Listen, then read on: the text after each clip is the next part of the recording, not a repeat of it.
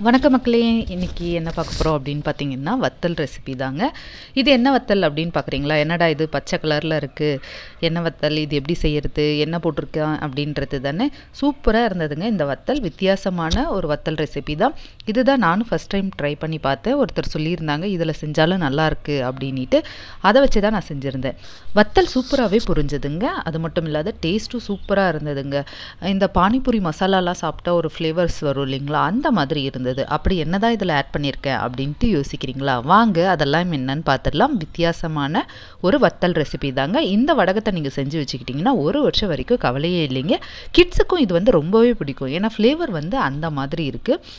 So அதனால் நீங்கள் கண்டிப்பாக இந்த ரெசிபியை ட்ரை பண்ணி பாருங்கள். எப்பயுமே முறுக்கு வத்தல், இந்த கஞ்சி வத்தல் ஒயிட் கலரில் போடுவோம் இல்லைங்களா, அதுக்கு பதில் இதை ட்ரை பண்ணலாம்.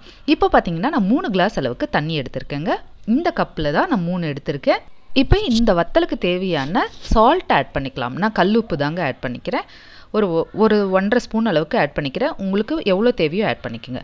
இப்போ அதே கப் அளவு 1 கப் அளவுக்கு அரிசி மாவு எடுத்துருக்கேங்க. அரிசி மாவை வந்து தண்ணியில் போட்டு நல்லா இந்த மாதிரி கரைச்சி எடுத்துக்கலாம்.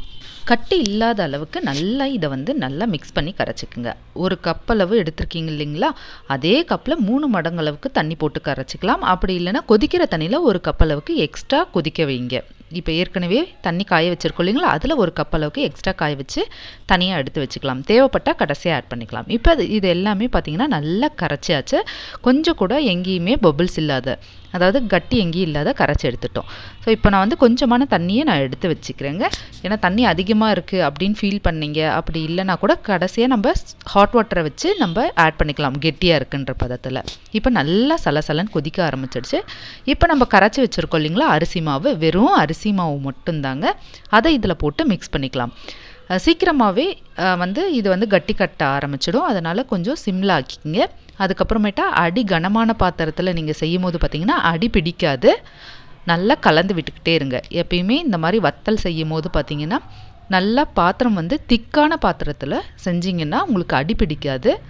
அடி பிடிச்சிச்சுன்னா அப்புறம் இது ஃபுல்லாகவே ஒரு மாதிரி அந்த ஸ்மெல் வர ஆரம்பிச்சிடும். உங்களுக்கு இப்போ பார்த்தாலே தெரியும் நல்லா திக்காக ஆரம்பிச்சிடுச்சு பாருங்கள். இப்போ பக்கத்துலேயே நீங்கள் எடுத்து வச்சுருக்க ஹாட் வாட்டர் இருக்குது இல்லைங்களா, அதையும் மிக்ஸ் பண்ணிக்கலாம். அப்படி உங்களால் இல்லை அப்படின்னா நீங்கள் பக்கத்தில் எப்பயுமே ஒரு கிளாஸ் அளவுக்கு 2 கிளாஸ் அளவுக்கு தண்ணியை கொதிக்கிற தண்ணி வச்சுக்குங்க. ஃபஸ்ட் டைம் இப்போ தான் செய்கிறீங்கன்னா அந்த மாதிரி நீங்கள் பக்கத்தில் வச்சுக்கும் போது ரொம்ப கெட்டியாக தெரியுதுன்னா நீங்கள் சுடு தண்ணியை ஆட் பண்ணிக்கலாம். நல்லா தண்ணி காஞ்ச பிறகு நம்ம அந்த கரைச்ச மாவை வந்து ஊற்றி இந்த மாதிரி நம்ம நல்லா தொழவிக்கிட்டே இருக்கணுங்க. இப்போ நான் கொஞ்சமாக சிம்மில் வச்சுருக்கேன், ஏன்னா நல்லா இது வந்து கரையட்டோன்னிட்டு. அடுத்த ப்ராசஸ் என்ன அப்படின்னு பார்க்கலாம். இப்போ இதே வந்து நீங்கள் ஒயிட்டாக வேணும்னா ஜீரகம் போட்டு பெருங்காயம் கொஞ்சம் ஆட் பண்ணி நீங்கள் அப்படியே வந்து சில்லி ஃப்ளேவர்ஸ் ஏதாவது ஒன்று உங்களுக்கு ரெட்டோ இல்லை க்ரீன் சில்லியோ ஆட் பண்ணி நீங்கள் அப்படியே ஒயிட்டாகவே ஊற்றிடலாம். இப்போ நான் வந்து வேறு மாதிரி தாங்க பண்ணுறேன். இப்போ வந்து ஒரு 6 மிளகாய் எடுத்திருக்கேன். இதை அரைச்சிட்டு வந்துடலாம். இப்போ வந்து 1 ஸ்பூன் அளவுக்கு ஜீரகம் ஆட் பண்ணிவிட்டு இந்த அரைச்ச பச்சை மிளகாவை இதில் ஆட் பண்ணி இந்த மாதிரி நம்ம நல்லா கலரிக்கலாம். இப்போ வந்து ஒரு 3/4 பதத்துக்கு நல்லாவே இது வேக ஆரம்பிச்சிடுச்சு. இப்போ என்ன பண்ணுறேன் அப்படின்னு பார்த்தீங்கன்னா பட்டாணி எடுத்திருக்கேங்க. 1 கப் அளவுக்கு பச்சை பட்டாணி எடுத்திருக்கேங்க.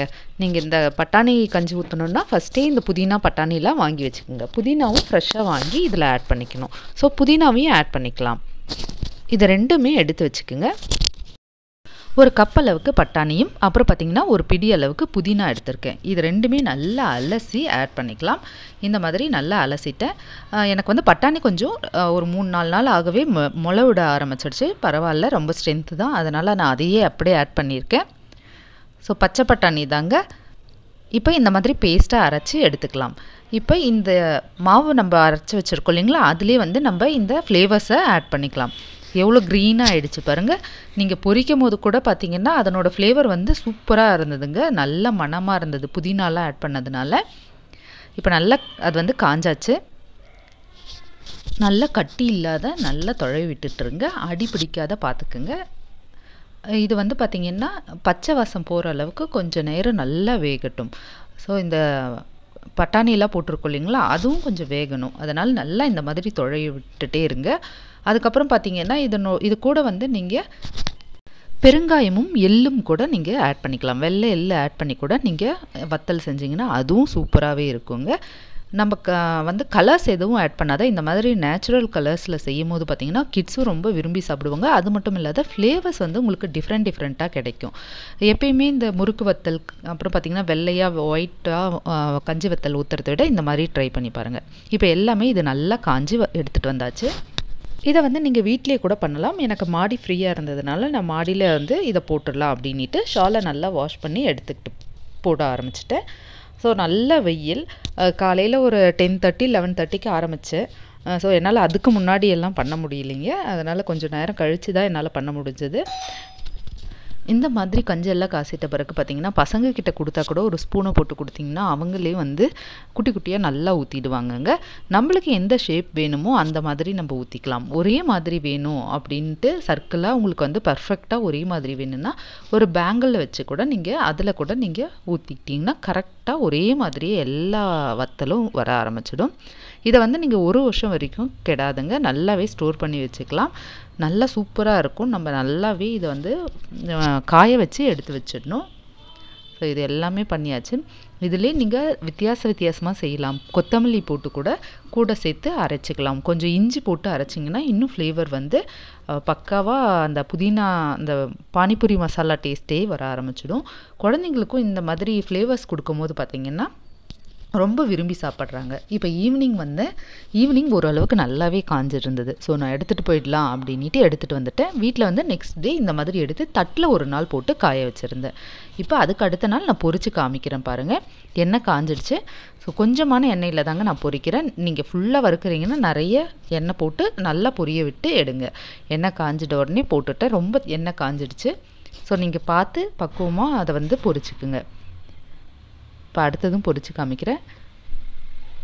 நல்லாவே டேஸ்ட்டாகவும் இருந்தது. இந்த மாதிரி பொரித்து நம்ம எடுத்து வச்சிட்டோம்னா சூப்பராக இருக்குங்க. கண்டிப்பாக ட்ரை பண்ணுங்கள். பசங்களுக்கு ஸ்கூலில் வந்து லஞ்சுக்கு வந்து கொடுத்து விடணும் அப்படி இல்லைனா ஸ்நாக்ஸுக்கு கொடுத்து விடனா கூட இந்த மாதிரி நீங்கள் பொரித்து வச்சுட்டிங்கன்னா கூட நீங்கள் பாக்ஸில் போட்டு ஸ்நாக்ஸுக்கு கொடுத்து விடலாங்க.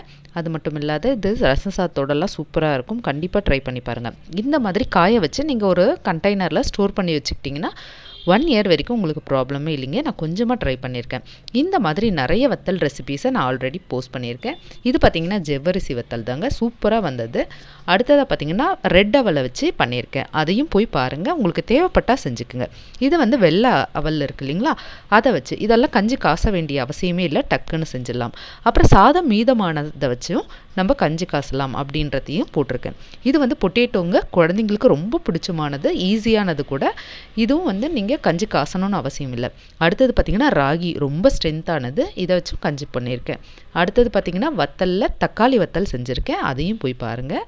வடகம் ரெசிபியும் போட்டிருக்கேன். உங்களுக்கு டைம் கிடைக்கும் போது தேவைப்பட்டால் பாருங்கள். தேங்க்யூ.